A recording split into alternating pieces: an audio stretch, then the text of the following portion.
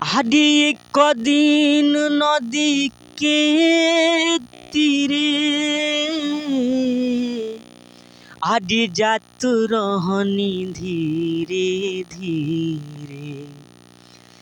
आदि एक दिन नदी के तीरे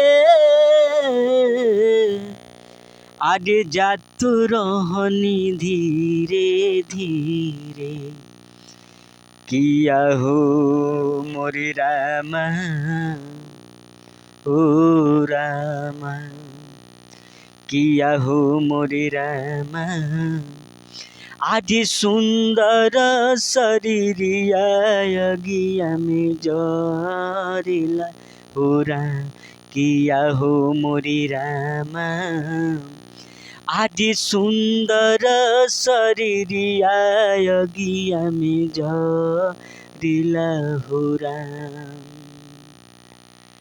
एक दिन नदी के तीरे जात रहनी धीरे धीरे